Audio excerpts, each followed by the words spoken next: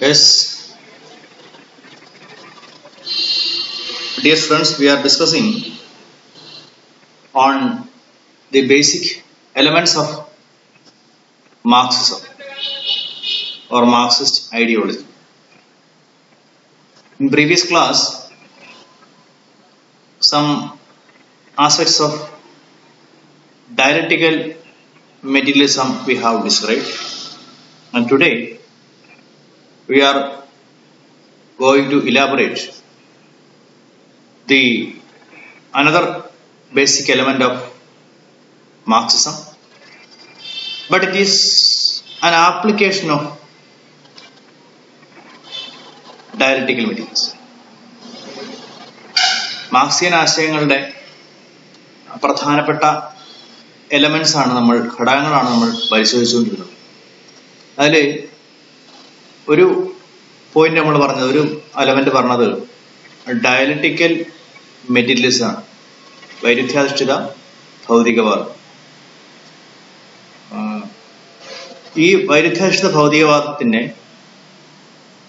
അദ്ദേഹം സാമൂഹ്യ മേഖലയിൽ അപ്ലൈ ചെയ്തു, സമൂഹത്തിൽ ആ തിയറി അപ്ലൈ ചെയ്തുകൊണ്ട് ഡെവലപ്പ് ചെയ്തതാണ്. രണ്ടാമത്തെ പോയിന്റ് ആയിട്ട് പറയുന്നത് historical materialism. Historical materialism or it is also known as materialistic interpretation of history. ഈ രണ്ടു പേരിലും അറിയപ്പെടുന്നു. ചരിത്രപരമായ ഭൗതികവാദം അല്ലെങ്കിൽ ചരിത്രത്തിന്റെ ഭൗതികമായ വ്യാഖ്യാനം, ഈ രണ്ടു പേരിലും അറിയപ്പെടുന്ന ഒന്ന് തന്നെയാണ്. It is historical materialism or materialistic interpretation of history is basically the application of dialectical materialism in the study of development of society. സമൂഹത്തിന്റെ വികാസ പരിണാമത്തെ കുറിച്ച് in the development of society Karl Marx has applied his dialectical materialism to understand the development of society. സമൂഹത്തിന്റെ അല്ലെങ്കിൽ മാനവരാശിയുടെ വികാസ പരിണാമങ്ങളെ കുറിച്ച് മനസ്സിലാക്കുന്നതിന് വേണ്ടി Karl Marx അദ്ദേഹത്തിന്റെ സ്വന്തം സിദ്ധാന്തമായ ഡയലക്റ്റിക്കൽ മെറ്റീരിയലിസം പ്രയോഗത്തിൽ വരുത്തിയിട്ട് കിട്ടിയ അല്ലെങ്കിൽ അതിന്റെ പ്രയോഗമാണ് ഹിസ്റ്റോറിക്കൽ മെറ്റീരിയലിസം, ചരിത്രപരമായ ഭൗതികവാദം അല്ലെങ്കിൽ ചരിത്രത്തിന്റെ ഭൗതികമായ വ്യാഖ്യാനം. Materialistic interpretation of history is more clear and it is very much communicative enough to understand what is it. ഇത് എന്താണെന്ന് കൃത്യമായി പറഞ്ഞു തരുന്നുണ്ട്. Materialistic interpretation of history. History എന്ന് പറഞ്ഞാൽ മാനവരാശി ഭൂമിയിൽ ഉദയം ചെയ്തത് മുതൽ അല്ലെങ്കിൽ ഭൂമി ഉണ്ടായത് മുതൽ, മാനവരാശി എന്നുള്ള കണക്കാക്കി മനുഷ്യഗതിയായിട്ട് പറയണ്ട, ഭൂമിയിൽ ജീവൻ ഉണ്ടായതിനും അതിനു മുൻപും ഒക്കെയുള്ള കാലത്തെ കുറിച്ച് മനുഷ്യൻ മനസ്സിലാക്കുന്ന ഒരു പ്രക്രിയക്കാണ് നമ്മൾ ചരിത്രം എന്ന് പറയും. അത് ശാസ്ത്രത്തിന്റെ ചരിത്രം ഉണ്ടാവും, മാനവരാശിയുടെ ചരിത്രം ഉണ്ടാവും, ജീവജാലങ്ങളുടെ, ജന്തുക്കളുടെ ഈ ചരിത്രമൊക്കെ ഉണ്ടാവും. ഇവിടെ അദ്ദേഹം പരിശോധിക്കുന്നത് സമൂഹത്തിന്റെ വികാസ പരിണാമങ്ങളെ കുറിച്ചാണ്. For understanding the developments of human history or development of humanity or society, he applied his dialectical materialism to understand it.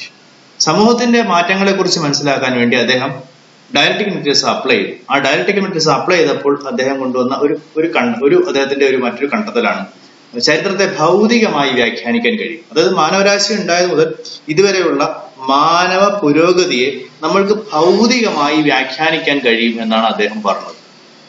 ഇത് വളരെ കേൾക്കുമ്പോൾ എന്തെങ്കിലും ബുദ്ധിമുട്ട് തോന്നുന്നുണ്ടോ എന്ന് എനിക്കറിയില്ല, എങ്കിലും പക്ഷേ ഇത് വളരെ സിമ്പിൾ ആയിട്ടാണ് അദ്ദേഹം പറയുന്നത്. അദ്ദേഹം പറയുന്നത് നമ്മുടെ ഭൗതികമായ വസ്തുക്കളിൽ ഉണ്ടായ മാറ്റങ്ങൾ, the changes in our material conditions has changed our life. നമ്മളുടെ ജീവിതത്തെ മാറ്റിമറിച്ചത് നമ്മളുടെ ഭൗതികമായ ഘടകങ്ങളിലുണ്ടായ മാറ്റമാണ്. ആവി എഞ്ചിൻ കണ്ടുപിടിക്കപ്പെട്ടപ്പോൾ നമ്മളുടെ ഒരുപാട് കാര്യങ്ങൾ മാറി, ഭൗതിക ജീവിതം ഒരുപാട് മാറി. അതായത് നമ്മുടെ ഭൗതികമായ സാഹചര്യം ഉണ്ടായ മാറ്റം മനുഷ്യന്റെ ജീവിതത്തെ ഒരുപാട് മാറ്റി. അല്ലെങ്കിൽ ഡീസൽ എഞ്ചിന്റെ കണ്ടുപിടുത്തം, വൈദ്യുതിയുടെ കണ്ടുപിടുത്തം, ബൾബിന്റെ കണ്ടുപിടുത്തം, മോട്ടോറിന്റെ കണ്ടുപിടുത്തം, ഇത്തരം കാര്യങ്ങളൊക്കെ ഇപ്പൊ ഏറ്റവും അവസാനം നമ്മൾ പറഞ്ഞിരിക്കുമ്പോൾ ഇന്റർനെറ്റിന്റെയും ഒക്കെ അല്ലെങ്കിൽ കമ്പ്യൂട്ടറിന്റെ ഒക്കെ കണ്ടുപിടുത്തം. നോക്കൂ, നമ്മൾ ഈ ഭൂമിയിൽ എവിടെയൊക്കെ ഇരിക്കുകയാണ്, നിങ്ങൾക്ക് മാത്രമല്ല അമേരിക്ക ഇരിക്കുന്നതിന് ക്ലാസ് അറ്റൻഡ് ചെയ്യാൻ പറ്റും. അപ്പൊ ഇത്തരത്തിലൊരു രീതിയിലേക്ക് മനുഷ്യന്റെ ജീവിതത്തെ മാറ്റിയത് ഭൗതികമായ ഘടകങ്ങൾ കാരണമാണ്. അത് ഹെഗൽ പറഞ്ഞതുപോലെ ആശയരംഗത്ത് മാറ്റം വന്നതല്ല, ഭൗതികമായി കുറെ കാര്യങ്ങൾ മാറി. അതുകൊണ്ടാണ് എന്നതാണ് ഈ ചരിത്രത്തെ ഭൗതികമായി വ്യാഖ്യാനിക്കുക. ചരിത്രം എന്ന് പറഞ്ഞാൽ മാനവ ചരിത്രം, മനുഷ്യ പുരോഗതിയുടെ ചരിത്രം, history of human development and history of development of society is determined by changes in material world. ഭൗതിക ലോകത്തുണ്ടായ മാറ്റങ്ങളാണ് ഈ മാനവ ചരിത്രത്തെ ഇത്രയും മാറ്റിമറിച്ചത് എന്നാണ് കാൾ മാർക്സിന്റെ മെറ്റീരിയലിസ്റ്റിക് ഇന്റർപ്രിട്ടേഷൻ ഓഫ് ഹിസ്റ്ററി പറയുന്നത്. It is application of dialectical materialism. കഴിഞ്ഞ ദിവസം പറഞ്ഞ ഡയലക്റ്റിക്കൽ മെറ്റീരിയലിസം എന്ന സിദ്ധാന്തം അദ്ദേഹം പ്രയോഗത്തിൽ വരുത്തുന്നതാണ് historical materialism. All phenomena in society have their origin in material conditions of life. സമൂഹത്തിൽ നമ്മൾ കാണുന്ന എല്ലാ പ്രതിഭാസങ്ങളും ഭൗതികമായ ഘടകങ്ങളിൽ നിന്നുണ്ടായതാണ്, ഇൻക്ലൂഡിങ് റിലിജിയൻ പോലും. നമ്മൾ മതം എന്ന് പറയുന്നത് പോലും മനുഷ്യന്റെ ഭൗതികമായ ഘടകങ്ങളിൽ വന്ന മാറ്റങ്ങൾ കാരണമാണ് മതവും മതങ്ങളുടെ തത്വങ്ങളും ഉണ്ടായത്. എല്ലാ മതങ്ങളുടെയും ആദ്യകാലത്ത് മനുഷ്യന് മതങ്ങളില്ലായിരുന്നു. മനുഷ്യന്റെ ഏറ്റവും പുരാതനായ മനുഷ്യജീവി താമസിക്കുന്ന ഗോത്രങ്ങളിൽ അലഞ്ഞിരിഞ്ഞ നടന്ന മനുഷ്യരിൽ മതങ്ങളില്ലായിരുന്നു, വിശ്വാസങ്ങളിൽ അത്തരം ദൈവവിശ്വാസങ്ങളോ അതുമായി ബന്ധപ്പെട്ട പ്രമാണങ്ങളോ ഉണ്ടായിരുന്നില്ല. കാരണം അവന് അതിന്റെ ആവശ്യം ഉണ്ടായിരുന്നില്ല. അവനത് എപ്പോഴും ആവശ്യമായി വന്നത് എവിടെങ്കിലും സ്ഥിരമായി താമസിക്കുകയും ആ സ്ഥിരമായി താമസിക്കുമ്പോൾ ഉണ്ടാകുന്ന സംഘർഷങ്ങൾ പരിഹരിക്കാൻ വേണ്ടി അവൻ ആദ്യം ഒരു ഗോത്രമുണ്ടാക്കി, ഗോത്രത്തലവനുണ്ടായി. ആ ഗോത്രത്തിന് പരിഹരിക്കാൻ കഴിയാത്ത പ്രശ്നങ്ങളിലേക്ക് വന്നപ്പോൾ ഒരു മതത്തിൻ്റെതായ ചില മൂല്യബോധങ്ങൾ അവനിലേക്ക് കൊണ്ടുവരികയാണ് ചെയ്യുന്നത്. ഉദാഹരണത്തിന് ഇപ്പൊ ഇന്ത്യൻ കൾച്ചറിൽ നമ്മൾ പ്രകൃതി ആരാധിക്കുന്നുണ്ട്. കാരണം അവന്റെ ജീവിതത്തെ ഏറ്റവും അധികം സ്വാധീനിക്കുന്നത് പ്രകൃതിയാണ്. മഴയും വെയിലും കാറ്റും പ്രളയവും ഉരുൾപൊട്ടലും ഒക്കെ അവന് ഇവന്റെ വിചാരം ഇതൊക്കെ മറ്റ് ശക്തികളാണെന്നുള്ളതാണ്. ഇവനേക്കാൾ ശക്തമായ മുഴുവൻ ഇവനെ ആരാധിച്ചു. മനുഷ്യനേക്കാൾ ശക്തരായ മുഴുവൻ പ്രകൃതിയെയും ജലത്തെയും വായുവിനെയും അഗ്നിയെയും ഒക്കെ ആരാധിക്കുന്ന ഒരു സാധനം. അപ്പൊ അവിടെ കാണേണ്ടത് ആ വിശ്വാസം അത് മതവിശ്വാസമല്ല, ആ ദൈവത്തിലുണ്ടായ വിശ്വാസം പോലും it is emerged from your physical conditions. നിങ്ങളുടെ ഭൗതിക ജീവിതത്തിൽ നിങ്ങൾ പ്രതിസന്ധി നേരിട്ടപ്പോഴാണ് നിങ്ങളുടെ വിശ്വാസം ഉണ്ടായത്. അപ്പൊ ഈ രീതിയിൽ നമ്മുടെ ഗോത്ര സമൂഹങ്ങൾ മതങ്ങൾ ഉണ്ടായിരുന്നില്ല. ഗോത്ര സമൂഹത്തിൽ എവിടെയെങ്കിലും സെറ്റിൽ ചെയ്ത് മനുഷ്യൻ ജീവിച്ചതിന് ശേഷം എത്രയോ കഴിഞ്ഞാണ് നമ്മൾ മതങ്ങൾ എന്ന് പറയുന്നതിലേക്ക് വരുന്നത്. വ്യവസ്ഥാപിതമായ മതങ്ങൾക്ക് പോലും ഒരു 2500 കൊല്ലത്തെ പഴക്കമേ ഉള്ളൂ. അതിന് എത്രയോ മുൻപ് മനുഷ്യൻ ഭൂമിയിൽ ജീവിക്കാൻ തുടങ്ങിയതാണ്. അപ്പോ മനുഷ്യന്റെ ഭൗതികമായ ഘടകങ്ങളാണ് മതങ്ങളും അതിന്റെ തത്വങ്ങളും പോലും ഉണ്ടാക്കിയത്. ഇപ്പോൾ ഉദാഹരണം ഇപ്പൊ ഇസ്ലാമിക് റിലിജിയൻ എടുക്കുകയാണെങ്കിൽ അറേബ്യയില് വളരെ അപരിഷ്കൃതരായ ഒരു സമൂഹത്തെ പരിഷ്കരിക്കുന്നതിന് വേണ്ടിയാണ് ഇസ്ലാം മതം പ്രവാചകൻ അവതരിപ്പിക്കുന്നത്. അപ്പൊ ആ രീതിയിൽ മതങ്ങൾ വരുന്നത് നമ്മുടെ ഭൗതിക ജീവിതത്തെ ക്രമീകരിക്കുന്നതിന് വേണ്ടിയിട്ടാണ്. അപ്പൊ ഭൗതിക ജീവിതവുമായി ബന്ധപ്പെട്ട വരുന്നത്, ആത്മീയ ജീവിതം അല്ലത്. In that sense spiritual is material. നിങ്ങൾ ആത്മീയം എന്ന് പറയുന്നത് നിങ്ങളുടെ ഭൗതിക ജീവിതവുമായി ബന്ധപ്പെട്ട് നിൽക്കുന്ന ഇതാണ് ഈ കാൾ മാർക്സിന്റെ ഒരു കാഴ്ചപ്പാട്. കാൾ മാർക്സും ഹെഗലും തമ്മിലുള്ള വ്യത്യാസം അവിടെയാണ്. ഹെഗൽ പറയുന്നത് ആത്മീയ ജീവിതമാണ് എല്ലാത്തിന്റെയും പ്രതിഫലനം എന്ന ഒരു ലൈനിലാണ് ഹെഗൽ നിൽക്കുന്നത്. മാർക്സ് നേരെ തിരിച്ചു. മാർക്സ് പറഞ്ഞ ഭൗതിക ജീവിതമാണ് ആത്മീയ ജീവിതത്തെ പോലും നിയന്ത്രിക്കുന്നത്. നിങ്ങളുടെ ആത്മീയ ജീവിതത്തെ നിയന്ത്രിക്കുന്നത് ഭൗതിക ജീവിതത്തിൽ നിന്നുണ്ടായ കാര്യങ്ങളാണ്. എല്ലാ മതങ്ങളും ഉണ്ടായത് അങ്ങനെയാണ്, എല്ലാ ദൈവങ്ങളും ഉണ്ടായത് അങ്ങനെയാണ്, എല്ലാ വിശ്വാസങ്ങളും ഉണ്ടായത് അങ്ങനെയാണ്. നമ്മുടെ ഭൗതിക സാഹചര്യങ്ങളിൽ നിന്നാണ്. ഒരു 100 കൊല്ലം മുമ്പ് നമ്മൾക്ക് ഇന്ത്യയിൽ ഈ പാർലമെന്റ് അല്ലെങ്കിൽ നമ്മുടെ ഇന്നത്തെ പോലെ ഇന്ത്യൻ ഭരണഘടന ഈ സംവിധാനങ്ങളൊന്നുമില്ല. അന്ന് നമുക്ക് 605 പരം നാട്ടുരാജ്യങ്ങളാണ്. ബ്രിട്ടീഷുകാർ ഭരിക്കാത്ത പ്രദേശം മുഴുവൻ നാട്ടുരാജ്യങ്ങളാണ്. നമുക്കുണ്ടായിരുന്ന വ്യവസ്ഥ ജന്മിത്വമാണ്, ജനാധിപത്യമല്ല. അപ്പൊ ആ സാഹചര്യത്തിൽ ഉണ്ടായിരുന്ന നമ്മളുടെ ഉൽപാദന സംവിധാനം, നമ്മളുടെ പ്രൊഡക്ഷൻ സിസ്റ്റം അഗ്രികൾച്ചർ ബേസ്ഡ് ആയിരുന്നു. സ്വാഭാവികമായിട്ട് ഇവിടെ ഉണ്ടായിരുന്ന ജന്മിത്വമാണ്. പിന്നെ മെക്കനൈസേഷനും വ്യവസായവൽക്കരണവും ഒക്കെ വരുമ്പോഴത്തേക്ക് കാര്യങ്ങൾ മാറുകയാണ്. ഇതാണ് കാൾ മാർക്സ് പറഞ്ഞു വെച്ച സംഗതി. നിങ്ങൾക്ക് ജന്മിത്ത കാലഘട്ടത്തിൽ രാജവാഴ്ച ഉണ്ടാവും, നിങ്ങൾക്ക് മുതലാളിത്തം വരുമ്പോൾ ജനാധിപത്യം ഉണ്ടാവും. That is simple interpretation of history. ചരിത്രത്തെ സിമ്പിളായിട്ട് വ്യാഖ്യാനിച്ചാൽ അത്രയേ ഉള്ളൂ. ചരിത്രം ഇങ്ങനെ കാലഘട്ടങ്ങൾ മാറിക്കൊണ്ടിരിക്കും. ഏറ്റവും ആദ്യം മനുഷ്യൻ അലഞ്ഞെരിഞ്ഞ് നടന്ന എല്ലാവരും തുല്യരായിരുന്ന ഒരു കാലഘട്ടം ഉണ്ടായി. അവിടുന്ന് നമ്മൾ അടിമത്തത്തിലേക്ക് വന്നു. അടിമത്തത്തിൽ നിന്നും നമ്മൾ ജന്മിത്തത്തിലേക്ക് വരും. Slavery, feudalism, then capitalism. ഇതാണ് അതിന്റെ മാനവരാശി ചരിത്രം. അലഞ്ഞിരിഞ്ഞ് നടക്കുന്നു, എല്ലാവരും തുല്യരായി നടക്കുന്നൊരവസ്ഥ. നമ്മൾ ലിബറലിസ്റ്റുകളൊക്കെ പറയുന്ന സ്റ്റേറ്റ് ഓഫ് നേച്ചർ, പ്രകൃതിയുടെ അവസ്ഥയാണ്. അവിടുന്ന് നമ്മൾ കുറച്ച് കഴിയുമ്പോഴത്തേക്ക് നമ്മൾ സ്ലേവറി കണ്ടുപിടിക്കുകയാണ്, സ്ലേവറി എസ്റ്റാബ്ലിഷ് ചെയ്യുന്നു. മനുഷ്യനെ അടിമകളാക്കി വയ്ക്കുന്നു. ആ കാലഘട്ടത്തിൽ നിന്ന് കുറച്ചുകൂടെ അങ്ങോട്ട് പോകുമ്പോഴത്തേക്കും ഈ പൗരോഹിത്യവർഗവും ജന്മികളും കൂടി ചേർന്ന ഒരു അലയൻസ് ഉണ്ടായിക്കൊണ്ട് ജന്മിത്തം സ്ഥാപിക്കപ്പെട്ടു. ജന്മിത്തത്തിന്റെയും കുറെ കാലഘട്ടം, മധ്യകാല യൂറോപ്പ് എന്നൊക്കെ പറയുന്ന കാലഘട്ടം. അത് കഴിയുമ്പോഴത്തേക്ക് നമ്മൾ മധ്യ യൂറോപ്പിൽ ജനാധിപത്യത്തിന്റെ ഒരു സാഹചര്യം 1700-കളുടെ അവസാനമൊക്കെ ആകുമ്പോഴേക്കും ഉണ്ടാവുന്ന കാര്യം. ഇതാണ് അതിന്റെ ഒരു ഹിസ്റ്റോറിക്കയുടെ ഒരു ചരിത്രം. ഇങ്ങനെയാ പോവാം. That history is mainly determined by material forces. നമ്മുടെ ഭൗതികമായ ഘടകങ്ങളാണ് നമ്മളെ ആ മാറ്റാൻ കാരണമായത്. ശാസ്ത്ര സാങ്കേതിക രംഗത്തും നമ്മളുടെ ടൂൾസ് ആൻഡ് ടെക്നിക്സിലും കൊണ്ടുവന്ന മാറ്റങ്ങളാണ് നമ്മളെ ആ രീതിയിലൊക്കെ മാറ്റി തീർത്തതെന്നാണ് കാർൾ മാർക്സിന്റെ അഭിപ്രായം. To explain this he presented base superstructure analysis. ഈ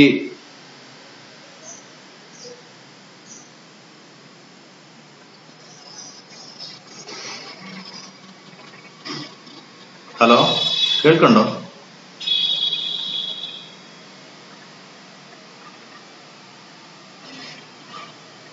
okay.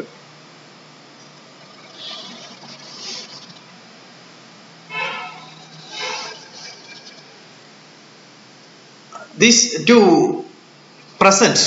explain this historical materialism, but Karl Marx has presented a base superstructure analysis. ഈ സിദ്ധാന്തം, ഈ ഹിസ്റ്റോറിക്കൽ മെറ്റീരിയലിസം എക്സ്പ്ലെയിൻ ചെയ്യുന്നതിന് വേണ്ടി അദ്ദേഹം ഒരു ബേസ് സൂപ്പർസ്ട്രക്ചർ അനാലിസിസ് ഡെവലപ്പ് ചെയ്യുന്നുണ്ട്. അങ്ങനെ മലയാളത്തിൽ പറയുമ്പോൾ അടിത്തറ മേൽപ്പുര വിശകലനം. അടിത്തറ മേൽപ്പുര സിദ്ധാന്തം, വിശകലനമല്ല സിദ്ധാന്തം. ബേസ് സൂപ്പർസ്ട്രക്ചർ എന്ന് പറയുന്ന ഒരു കാഴ്ചപ്പാട്. ബേസ് ഒരടിത്തറയും മേൽപ്പുര, നമ്മുടെ വീട് പോലെ തന്നെയാണ്. ഒരു വീട് പോലെ തന്നെയാണ് അദ്ദേഹം ചരിത്രത്തെ കണ്ടത്. ചരിത്രത്തിൽ എപ്പോഴും ഒരു അടിത്തറ ഉണ്ടായിരുന്നു. ആ അടിത്തറ എന്ന് പറയുന്നത് മെറ്റീരിയൽ ഫോഴ്സാണ്, ഭൗതികമായ ഘടകങ്ങളാണ്. ആ ഭൗതികമായ ഘടകങ്ങളെ ആസ്പദമാക്കിയാണ് മേൽപ്പുര ഉണ്ടാവുക. ഒരു വീട് വെക്കുമ്പോൾ വീടിന്റെ അസ്ഥിവാരം, ബേസ്, അടിത്തറയ്ക്കനുസരിച്ചാണ് മുകളിലേക്ക് റൂമുകളൊക്കെ ഉണ്ടായി വരും. അല്ലാതെ നമുക്കൊന്നും ചെയ്യാൻ കഴിയില്ല. എന്ന് പറയും പോലെ ഏതൊരു സമൂഹത്തിനും ഒരു ബേസ് ഉണ്ട്. അതിനെ അദ്ദേഹം എക്കോണമിക് ബേസ് എന്നാണ് വിളിച്ച, അല്ലെങ്കിൽ മെറ്റീരിയൽ ബേസ്, ഭൗതികമായ അടിത്തറയുണ്ട്. ആ ഭൗതികമായ അടിത്തറയിൽ നിന്നുകൊണ്ടാണ് ഒരു സമൂഹം അതിന്റെ മറ്റ് സ്ഥാപനങ്ങളെ മുഴുവൻ കെട്ടിപ്പടുക്കുന്നത്. അതാണ് base superstructure analysis. Base superstructure analysis believes that in every society there is a socio-economic base which is determined by material forces. ഭൗതികമായ ഘടകങ്ങളാൽ നിർണയിക്കപ്പെടുന്ന ഒരു സാമൂഹ്യ സാമ്പത്തിക അടിത്തറ എല്ലാ സമൂഹങ്ങളിലും ഉണ്ടാവും. ആ സാമൂഹ്യ സാമ്പത്തിക അടിത്തറയെ ആസ്പദമാക്കി ഉള്ള ഒരു മേൽപ്പുര, ഒരു പുറമോടിയായിരിക്കും ഓരോ സമൂഹത്തിനും ഉണ്ടാവും. അപ്പോൾ അതെന്താന്ന് നോക്കാം. ആദ്യം തന്നെ പറയുന്ന ബേസ് ആണ്, അടിത്തറ. Base include forces of production. ഉൽപാദന ശക്തികളാണ് ബേസ് എന്ന് പറയുന്നത്. കാരണം അത് എക്കോണമിക് ടേംസിലാണ് കാർൾ മാർക്സ് പറയുന്നത്. Karl Marx is basically an economist. Base is include forces of production and social relations of production. ആ രണ്ട് കാര്യങ്ങളാണ് ബേസിലുള്ളത്. Base include force of production and social relations of production. അത് നിങ്ങൾക്ക് കാണാൻ പറ്റുമെന്ന് കരുതുന്നു. ഫോഴ്സ് ഓഫ് പ്രൊഡക്ഷനിൽ എന്തൊക്കെയാ വരിക? Land, raw material, tools, labour, capital and organisation. ഉൽപാദന ഘടകങ്ങളിലൊക്കെ നിങ്ങൾ പഠിച്ചിട്ടുണ്ടാവും. അതാണ് ഫോഴ്സ് ഓഫ് പ്രൊഡക്ഷൻ. ഉൽപാദന ശക്തികൾ, അദ്ദേഹം ശക്തികൾ എന്നാണ് വിശേഷിപ്പിച്ചത്. ഫോഴ്സ് ഓഫ് പ്രൊഡക്ഷൻ എന്ന് പറയുന്ന land, raw material, tools, labour, capital, organisation. ഇതാണ് forces of production. And second one, relations of productions. ഈ ഓരോ സമൂഹത്തിലും ചില ഉൽപാദക ബന്ധങ്ങളും നിങ്ങൾ ഒരു ഉൽപാദന പ്രക്രിയയുടെ ഭാഗമായി നിങ്ങൾ പ്രവേശിച്ചു കഴിയുമ്പോൾ, ഒരു സമ്പദ് വ്യവസ്ഥയുടെ ഭാഗമായി നിങ്ങൾ പ്രവേശിച്ചു കഴിയുമ്പോൾ, നിങ്ങൾ ചില ഉൽപാദന ബന്ധങ്ങളിലാണ് നിങ്ങളുള്ളത്. നിങ്ങളൊരു തൊഴിലാളിയോ മുതലാളിയോ ഒരു സംഘാടകനോ ഒക്കെ ആവും. എന്നുവെച്ചാൽ social relations man enter in order to produce goods. സാധനങ്ങളും സേവനങ്ങളും ആണല്ലോ ഒരു സമ്പദ് വ്യവസ്ഥ ഉൽപ്പാദിപ്പിക്കപ്പെടുന്നത്.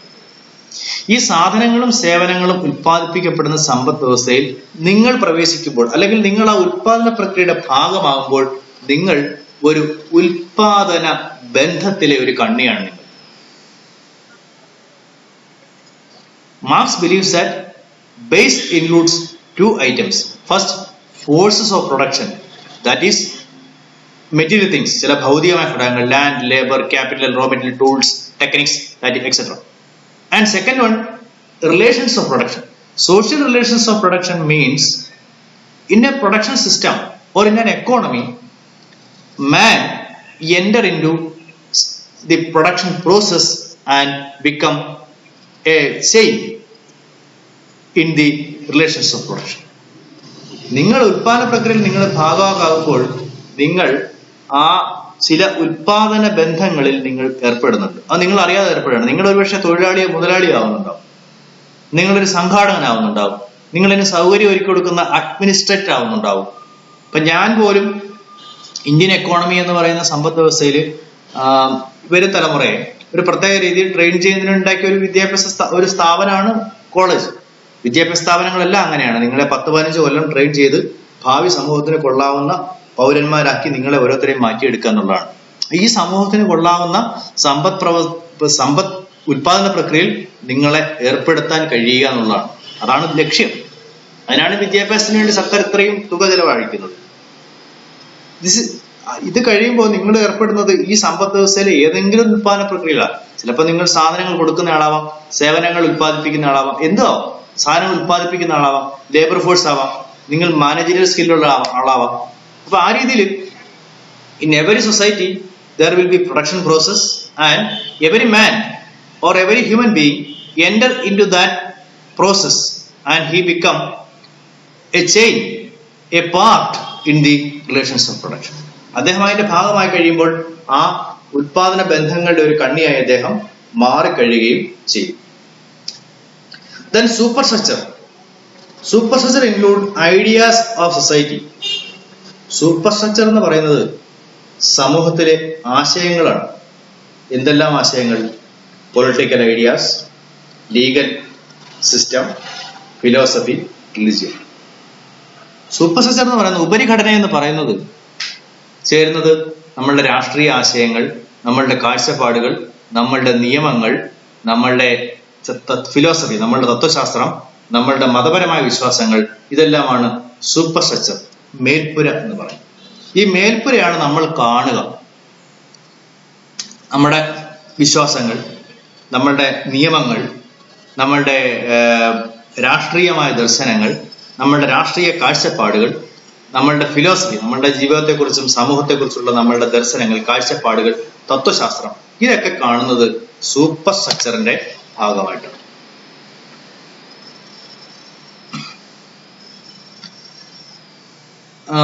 Then first one, the superstructure include ideas of society and further institutions and organization.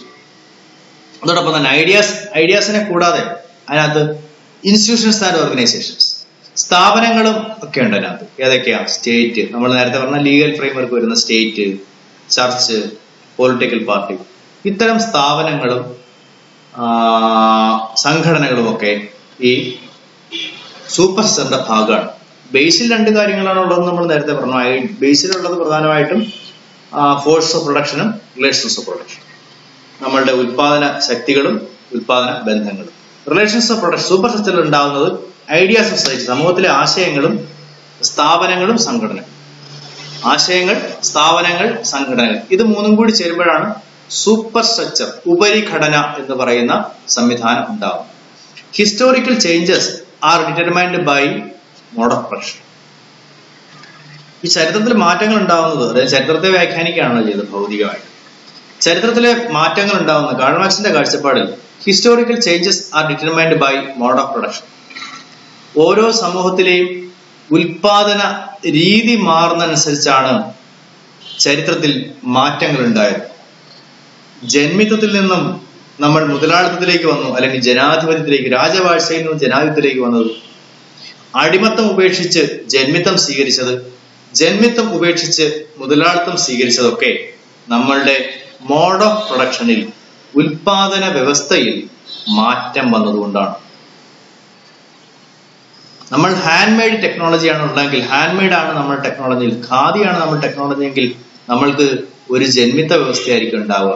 Mechanisation വരുമ്പോൾ നിങ്ങൾ മുതലാളിത്ത വ്യവസ്ഥയിലേക്ക് മാറിയിട്ടുണ്ടാവും. മെക്കനൈസേഷൻ വന്നപ്പോഴാണ് മുതലാളിത്തം, യന്ത്രവൽക്കരണം. അപ്പൊ ആ രീതിയിൽ അതനുസരിച്ച് അങ്ങനെ മുതലാളിത്ത കാലത്ത് നമുക്കുണ്ടായിരുന്ന ജന്മിത്ത കാലത്ത് ഉണ്ടായിരുന്ന രാജവാഴ്ചയായിരുന്നു. മുതലാളിത്തത്തിലേക്ക് വന്നപ്പോൾ നമ്മൾക്ക് ജനാധിപത്യമായി, അവരുടെ പൊളിറ്റിക്കൽ സിസ്റ്റം മാറി. അപ്പോൾ കാൾ മാർക്സിന്റെ അഭിപ്രായത്തിൽ ഈ മോഡ് ഓഫ് പ്രൊഡക്ഷൻ, ഉൽപാദന രീതിയിൽ, ഉൽപാദന വ്യവസ്ഥയിൽ മാറ്റം വരുമ്പോൾ മറ്റെല്ലാ മേഖലയിലും മാറ്റം ഉണ്ടാവും. Any change in mode of production will bring change in social relations of production. നമ്മളുടെ ഉൽപാദന വ്യവസ്ഥയിൽ എന്തെങ്കിലും മാറ്റം ഉണ്ടാവുകയാണെങ്കിൽ, ഉദാഹരണത്തിന് അവിടെ അടിമത്തത്തിൽ നിന്ന് നമ്മൾ അടിമത്തം ഉപേക്ഷിക്കുകയാണെങ്കിൽ, അങ്ങനെ ജന്മത്തിലേക്ക് മാറുമ്പോൾ സ്വാഭാവികമായിട്ടും നിങ്ങളുടെ റിലേഷൻസ് ഓഫ് പ്രൊഡക്ഷനും മാറും, നിങ്ങൾ ഏർപ്പെടുന്ന ഉൽപാദന ബന്ധങ്ങളും മാറും. മോഡ് ഓഫ് പ്രൊഡക്ഷൻ, ഉൽപാദന രീതി മാറുമ്പോൾ ഉൽപാദന ബന്ധങ്ങളും മാറും. വളരെ സിമ്പിളായിട്ട് നമ്മൾക്ക് എക്സാമ്പിൾ വഴി പറയുകയാണെങ്കിൽ, ഇപ്പോ അടിമത്ത കാലഘട്ടത്തിൽ നിങ്ങളൊക്കെ അടിമകളായിരിക്കും, നമ്മളെല്ലാവരും ആരുടെയെങ്കിലുമൊക്കെ അടിമകളായി. ആ അടിമത്ത കാലഘട്ടം മാറി ജന്മിത്ത കാലഘട്ടത്തിലേക്ക് വന്നാൽ പഴയ അടിമത്തം അതേ രീതിയിൽ അവിടെ ഉണ്ടാവില്ല. കാരണം അവിടെ നിങ്ങൾ ഏർപ്പെടുന്ന സോഷ്യൽ റിലേഷൻസ് മാറി, ഉൽപാദന ബന്ധം മാറുകയാണ്. അതിനെ മുൻപെടുക്കുകയാണെങ്കിൽ എല്ലാവരും തുല്യരായിട്ട് അലഞ്ഞു തിരിഞ്ഞു നടന്ന സ്റ്റേറ്റ് ഓഫ് നേച്ചർ എന്ന് പറയുന്ന അവസ്ഥയിൽ നിന്നും ജന്മിത്വത്തിലേക്ക് വന്നപ്പോൾ നേരത്തെ നിങ്ങൾക്കുണ്ടായിരുന്ന ഒരുപാട് അവകാശങ്ങളും സ്വാതന്ത്ര്യങ്ങളും നഷ്ടപ്പെട്ടു. അപ്പൊ ഓരോ ഘട്ടത്തിൽ നിന്നും മനുഷ്യൻ അടുത്ത ഘട്ടത്തിലേക്ക് പോകുമ്പോൾ നമ്മളുടെ ഉൽപാദന ബന്ധങ്ങൾ മാറുന്നു. അതോടൊപ്പം തന്നെ നമ്മൾ ഏർപ്പെടുന്ന സോഷ്യൽ റിലേഷൻസ് ഓഫ് പ്രൊഡക്ഷൻ, സാമൂഹിക ഉൽപാദന ബന്ധങ്ങളിൽ മാറ്റം വരുന്നു. അതായത് മനുഷ്യന്റെ സ്ഥാനം ഓരോ സ്റ്റേജിലും മാറുന്നു. ഒരിടത്ത് അടിമയാണെങ്കിൽ വേറൊരിടത്ത് ജന്മിത്വമാണ്, അവിടെ ജന്മിയായിട്ട് നേരിട്ട് ബന്ധമൊന്നും ഉണ്ടാവണമെന്നില്ല. നിങ്ങൾ കുടിയാനോ കുടികിടപ്പുകാരനോ ആവും, ടെനന്റ്, അല്ലെങ്കിൽ അഗ്രികൾച്ചർ ലേബറർ ആവും, കാർഷിക മേഖലയിലെ തൊഴിലാളിയാവും. അതിന് മുൻപ് നിങ്ങൾ അടിമയിൽ നിങ്ങളെ ചന്തയെ കൊണ്ട് വിൽക്കുന്ന സാഹചര്യം ഉണ്ടായിരുന്നു. അപ്പോ അവിടെ ഒരു ഉൽപാദന വ്യവസ്ഥ മാറി, കുറച്ച് എക്കണോമിക്സ് കൂടിയാണ്. ഒരു ഉൽപാദന വ്യവസ്ഥ മാറുമ്പോൾ അവിടെ മനുഷ്യന്റെ സാമൂഹ്യ ബന്ധങ്ങളിൽ മാറ്റം വരുന്നു, മനുഷ്യൻ ഏർപ്പെടുന്ന ഉൽപാദന ബന്ധങ്ങളിൽ മാറ്റം വരുന്നു. ഇതാണ് കാൾ മാർക്സിന്റെ ഹിസ്റ്റോറിക്കൽ മെറ്റീരിയലിസത്തിന്റെ ഒരു ബേസ്, അടിസ്ഥാനം.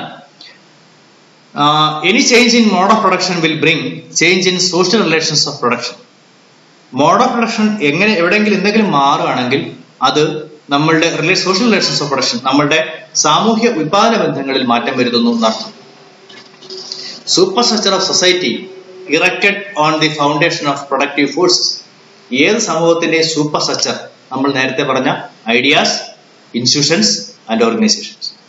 ഏത് സമൂഹത്തിന്റെയും ആശയങ്ങളും സ്ഥാപനങ്ങളും സംഘടനകളും എല്ലാം ആ സമൂഹത്തിന്റെ ഉൽപാദന ശക്തികളെ ആശ്രയിച്ചാണ് ഉണ്ടാവുക. ഏത് സമൂഹത്തിന്റെയും ആശയങ്ങൾ നിങ്ങൾ നോക്കിയാൽ ആ സമൂഹത്തിൽ നിലനിൽക്കുന്ന ആശയങ്ങൾ അത് ഏതുതരം ഉൽപാദന വ്യവസ്ഥയാണോ അതിനെ ആശ്രയിച്ചായിരിക്കും ഉണ്ടാവുക. ഏതുതരം ഉൽപാദന ശക്തികളാണ് അവിടെ ഉള്ളത് അതിനെ ആശ്രയിച്ചായിരിക്കും. ഇപ്പൊ ജന്മിത്തമാണ് ഉൽപാദന ശക്തിയെങ്കിൽ അവിടെ ഉണ്ടാവുന്നത് രാജവാഴ്ചയായിരിക്കും. അവിടെ മതങ്ങൾക്ക് വലിയ സ്വാധീനം ഉണ്ടാവും. അവിടെ സംഘടനകൾ എന്ന് പറയുന്നത് ഈ മതവുമായി ബന്ധപ്പെട്ട, ചർച്ചുമായി ബന്ധപ്പെട്ട സംഘടനാ സംവിധാനങ്ങൾ ആയി. മുതലാളിത്തം എന്ന് പറയുന്ന വ്യവസ്ഥയിലേക്ക് നിങ്ങൾ വരുമ്പോൾ നിങ്ങളുടെ പൊളിറ്റിക്കൽ സിസ്റ്റം ജനാധിപത്യമായി മാറിയിട്ടുണ്ടാവും. നിങ്ങൾ എല്ലാവരും തുല്യരാണ്, equality before law, equal protection of law എന്ന് പറയുന്ന ആശയം സ്വീകരിക്കപ്പെട്ടിട്ടുണ്ടാവും. അവിടുത്തെ സംഘടനകളും സ്ഥാപനങ്ങളും ഒക്കെ കുറച്ചുകൂടി സ്വതന്ത്രമായിരിക്കും. ആ മാറ്റം വരുന്നതിന് കാരണം super structure of every society is built upon the foundation of productive forces. ഉൽപാദന ശക്തികൾ എന്ന് പറയുന്ന അടിത്തറയിലാണ് ഒരു സമൂഹത്തിന്റെ രാഷ്ട്രീയ സംവിധാനം, നിയമങ്ങൾ, വിശ്വാസങ്ങൾ, സംഘടനകൾ, സ്ഥാപനങ്ങൾ ഒക്കെ കെട്ടിപ്പടുക്കുന്നത്. ജന്മിത്ത കാലഘട്ടത്തിൽ നമ്മൾക്ക് ഗുരുകുല വിദ്യാഭ്യാസം ഉണ്ടാവും. ആധുനിക കാലഘട്ടത്തിൽ അല്ലെങ്കിൽ മുതലാളിത്ത കാലഘട്ടത്തിലാണ് നമ്മൾ പറയുന്ന പോലെ എഞ്ചിനീയറിംഗ് കോളേജുകളും മെഡിക്കൽ കോളേജുകളും വിദ്യാഭ്യാസ സ്ഥാപനങ്ങളും ആർട്സ് ആൻഡ് സയൻസ് കോളേജുകളും ഉണ്ടാവും. ജന്മിത്ത കാലഘട്ടത്തിൽ അത്ര ഉണ്ടാവില്ല. എല്ലാവർക്കും വിദ്യാഭ്യാസം ചെയ്യാൻ അധികാരം ഉണ്ടാവില്ല. നിങ്ങളുടെ നിയമങ്ങൾ മതങ്ങളുടെ നിയമങ്ങളായിരിക്കും. അതിനെ മുഴുവൻ ജന്മിത്തം എന്ന് പറയുന്ന വ്യവസ്ഥയിൽ നിന്ന് മുതലാളിത്തത്തിലേക്ക് വരുമ്പോൾ മുഴുവൻ മാറ്റാണ്. മതങ്ങളുടെ നിയമങ്ങളോട് പറയും അവിടെ ഇരുന്നോളൂ, അതിനിവിടെ കാര്യമില്ല. സെക്കുലറിസം, മതേതരത്വം എന്ന് പറയുന്ന ആശയം. രാഷ്ട്രത്തിന്റെ കാര്യങ്ങൾ മതമിടപെടാം. രാഷ്ട്രത്തിന്റെ നിയമങ്ങൾക്ക് മുകളിലല്ല മതനിയമങ്ങൾ, മതനിയമങ്ങൾ രാഷ്ട്ര നിയമങ്ങൾക്ക് താഴെയാണ് എന്ന് പറയും. അതുകൊണ്ടാണ് ശബരിമല സ്ത്രീകൾ കയറാം എന്ന് കോടതി പറയുന്നത്. കയറാതിരിക്കുക ഞാൻ പറഞ്ഞത്.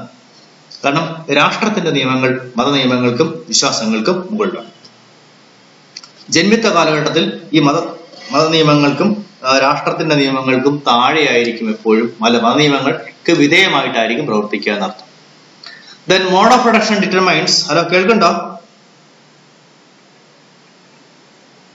ഹലോ, ആരെങ്കിലും ഒന്ന് പ്രതികരിക്കണം. അമൃത, കേൾക്കുന്നുണ്ടോ? ഹലോ ഹലോ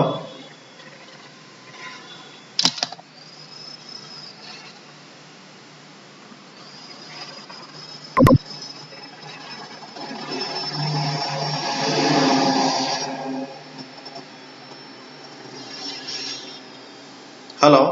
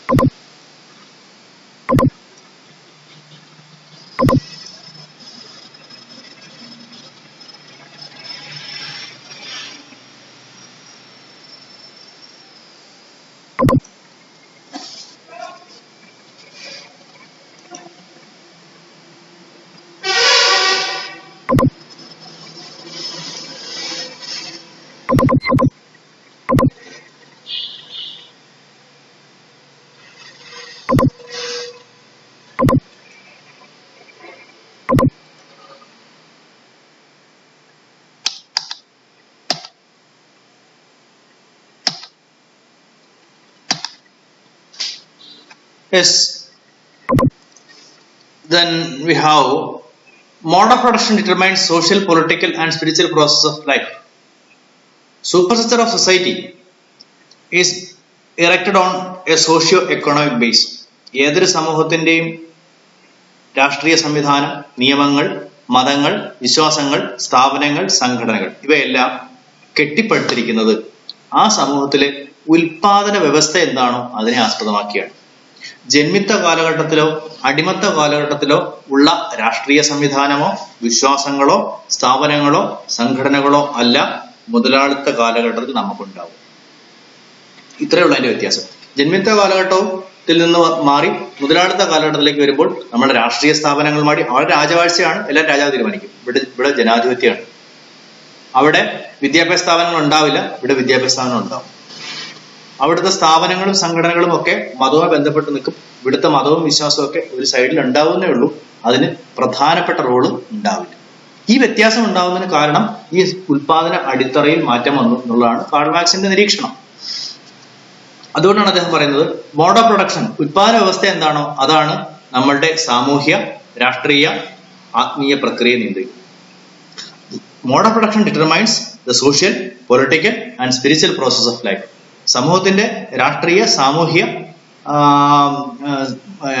ആത്മീയ കാര്യങ്ങൾ നിർണ്ണയിക്കുന്നത് സാമ്പത്തികമായ അടിത്തറയാണ്. Economic base determines political institutions and practices of the country. Social structure its law, art, philosophy, religion and morality. ഏതൊരു സമൂഹത്തിന്റെയും സാമൂഹ്യ ഘടന, അതിന്റെ നിയമങ്ങൾ, അവിടുത്തെ രാഷ്ട്രീയ സംവിധാനങ്ങൾ, രാഷ്ട്രീയമായ പ്രാക്ടീസസ്, രാഷ്ട്രീയമായ പ്രക്രിയ, തത്വശാസ്ത്രം, മതം, ധാർമ്മികത, ഇതെല്ലാം നിർണ്ണയിക്കുന്നത് അതാത് കാലഘട്ടത്തിലെ സാമ്പത്തിക വ്യവസ്ഥയായിരിക്കും. നിങ്ങൾക്ക് ജന്മിത്ത കാലഘട്ടത്തിലുള്ള ധാർമ്മികത ആവില്ല മുതലാളിത്ത കാലഘട്ടം. ജന്മിത്ത കാലഘട്ടത്തിൽ മതധാർമ്മികതയ്ക്ക് വലിയ പ്രാധാന്യമുണ്ട്. മുതലാളിത്ത കാലഘട്ടത്തിൽ നിങ്ങൾക്ക് മതധാർമ്മികതയ്ക്ക് യാതൊരു പ്രാധാന്യം ഉണ്ടാവില്ല. ഇത് രണ്ടും രണ്ട് എൻഡിലാണ്. അതുകൊണ്ട് ഇത് തമ്മിൽ ഒരു സംവാദം പോലും സാധ്യമല്ല. നിങ്ങൾ ഈ മുതലാളിത്ത ലോകത്ത് ഇരുന്നുകൊണ്ട് നമ്മൾക്ക് മതങ്ങളുടെ ധാർമ്മികതയിൽ ജീവിക്കുക എന്ന് പറയുന്നത് പലപ്പോഴും സാധ്യമാവില്ല. മതധാർമ്മികതയുടെ കാലഘട്ടം ജന്മിത്ത കാലഘട്ടത്തോട് ഏകദേശം അവസാനിക്കുകയാണ്. അപ്പോ ധാർമ്മികത, മതങ്ങൾ, വിശ്വാസങ്ങൾ, സാമൂഹ്യ ഘടന, നമ്മളുടെ രാഷ്ട്രീയ സംവിധാനം, രാഷ്ട്രീയ സ്ഥാപനങ്ങൾ, ആ രാഷ്ട്രീയ സ്ഥാപനങ്ങളുടെ പ്രവർത്തന രീതി, ഇതെല്ലാം വ്യത്യാസമുണ്ട്. Economic mode of production determines or economic base. ഏതൊരു സമൂഹത്തിന് ഒരു എക്കോണമിക് ബേസ് ഉണ്ട്. അതാണ് മോഡ് ഓഫ് പ്രൊഡക്ഷൻ എന്ന് പറഞ്ഞത്. ആ എക്കോണമിക് ബേസ്, അതുകൊണ്ടാണ് എക്കോണമിക്സ് എല്ലാ വിഷയങ്ങളുടെയും അടിസ്ഥാനമാണെന്ന് പലപ്പോഴും പറയാറുള്ളത്. ഹിസ്റ്ററി, പൊളിറ്റിക്സ് ഒക്കെ നിർണ്ണയിക്കുന്ന എക്കോണമിക്സിന്റെ രീതിയിലാണ്. Economic base determines the political system. സാമ്പത്തിക അടിത്തറയാണ് അവിടെ എന്ത് വ്യവസ്ഥ വേണം തീരുമാനിക്കുന്നത്. ജന്മിത്തമാണെങ്കിൽ അവിടെ ജനാധിപത്യം ഉണ്ടാവില്ല, അവിടെ രാജവാഴ്ച ഉണ്ടാവുള്ളൂ. സ്ലേവറി ആണെങ്കിൽ അവിടെ ഒരു ഭരണ സംവിധാനം പോലും ഉണ്ടാവില്ല. അടിമകളെ കൺട്രോൾ ചെയ്യുന്ന അടിമയും ഉടമയും മാത്രമേ ഉണ്ടാവുള്ളൂ. മാസ്റ്ററും സ്ലേവും മാത്രമേ ഉണ്ടാവുള്ളൂ. അപ്പോ a change in economic base, ആ രീതിയിൽ ഒരു സാമ്പത്തിക അടിത്തറയിൽ ഒരു മാറ്റം വരികയാണെങ്കിൽ that will bring corresponding change in superstructure. When economic base changes, economic base എപ്പോഴാണ് മാറുന്നത്, then a corresponding change will occur in the field of superstructure. നമ്മുടെ ഉപരിഘടനയിൽ അതനുസരിച്ച് മാറ്റം വരുന്നുണ്ട് എന്നർത്ഥം. ഹലോ, കേൾക്കുന്നുണ്ടോ?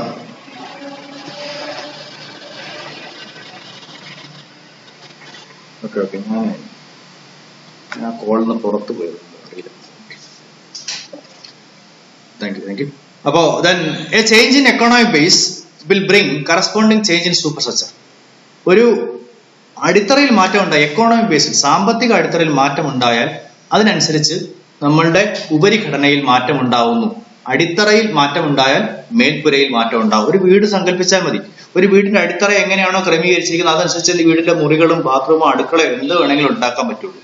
അത് മാറുകയാണെങ്കിൽ ആ വീടിന്റെ ഘടന മാറും. ഓരോ വീടും വ്യത്യസ്തമാകുന്ന എന്തുകൊണ്ടാണ്? അതിന്റെ അടിത്തറ വ്യത്യാസമുണ്ട്. എല്ലാ വീടിനും ഒരേ അടിത്തറയാണെങ്കിൽ എല്ലാ വീടും ഒരുപോലെ ഇരിക്കും.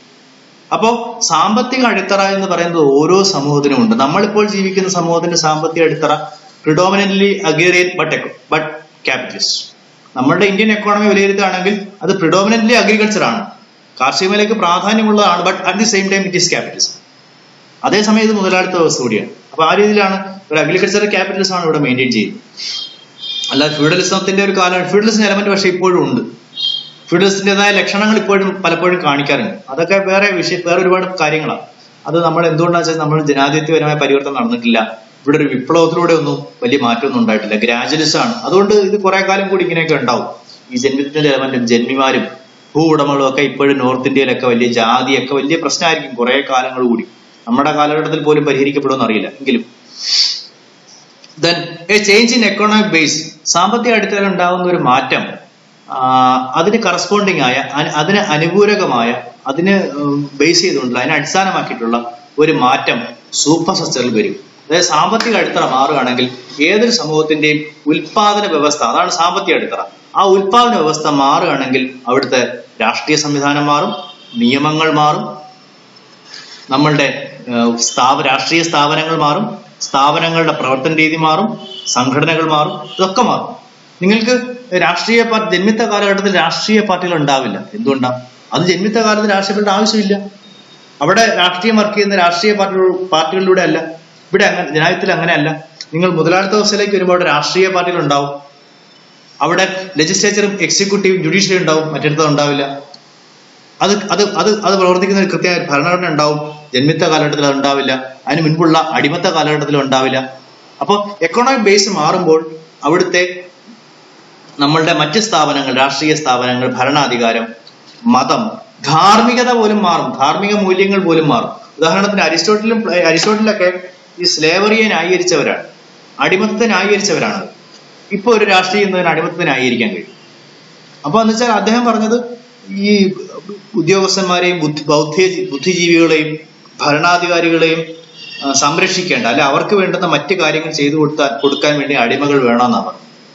ഇപ്പൊ ബുദ്ധിജീവികളുണ്ടാവും, പണ്ഡിതന്മാരുണ്ടാവും, ഭരണാധികാരികളുണ്ടാവും, സൈനികരുണ്ടാവും.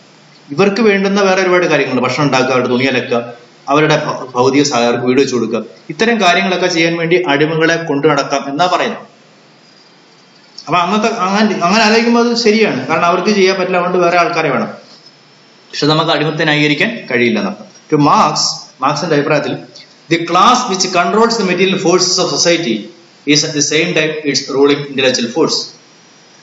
കാൾ മാർക്സ് അത് കൺക്ലൂഡ് ചെയ്യുന്നത് ഏത് വിഭാഗമാണോ അല്ലെങ്കിൽ ഏത് വർഗമാണോ ഏത് ജനവിഭാഗമാണോ ഈ സാമ്പത്തിക അടിത്തറയെ കൺട്രോൾ ചെയ്യുന്നത്, അല്ലെങ്കിൽ ഉൽപാദന ശക്തികളെ കൺട്രോൾ ചെയ്യുന്നത്, ഭൗതികമായ ഘടകങ്ങൾ ആരാണോ ഓൺ ചെയ്തിരിക്കുന്നത്, ആരാണോ അതിന്റെ ഉടമകൾ, അവരായിരിക്കും ആ സമൂഹത്തെ ഭരിക്കുന്ന ബുദ്ധിജീവി വർഗം. ആ സമൂഹത്തെ ഭരിക്കുന്നവർ അവർ തന്നെ ആയിരിക്കും. ആരാണോ സമ്പത്ത് കൈകാര്യം ചെയ്യുന്നത്, അതാണ് ഇതിനെ എക്കോണമിക് ബേസ് എന്ന് പറയുന്നത്. ആരാണോ സമ്പത്ത് കൈകാര്യം ചെയ്യുന്നത് അവരായിരിക്കും ആ സമൂഹത്തെ ഭരിക്കുക. ആരായിരുന്നു അടിമത്ത കാലഘട്ടത്തിൽ അടിമകളെ ഓൺ ചെയ്തിരുന്നത്? ഉടമകളാണ്. അപ്പൊ ഉടമകളായിരുന്നു അവിടുത്തെ ഭരണാധികാരികൾ. ജന്മിത്ത കാലഘട്ടത്തിൽ ഭൂമി, പ്രധാനപ്പെട്ട സംവിധാനം ഭൂമിയാണ്. ഭൂമിയെ ഓൺ ചെയ്യുന്നത് ജന്മിമാരായിരുന്നു അവിടെ യഥാർത്ഥ ഭരണാധികാരികൾ. മുതലാളിത്ത കാലഘട്ടത്തിൽ ഈ നമ്മളുടെ ഉൽപാദന ഘടകങ്ങൾ, land, labour, capital, technology, tools എന്നൊക്കെ പറഞ്ഞ് നമ്മൾ പ്രൊഡക്റ്റീവ് ഫോഴ്സസ്, ഉൽപാദന ശക്തികൾ, അതിനെ ഓൺ ചെയ്യുന്ന ആരാണ്? മുതലാളിയാണ്. അവരാണ് യഥാർത്ഥ ഭരണാധികാരി വർഗം. ഇതാണ് കാൾ മാർക്സ് പറഞ്ഞു വെക്കുന്നത്. Materialistic interpretation of history. Let us conclude here.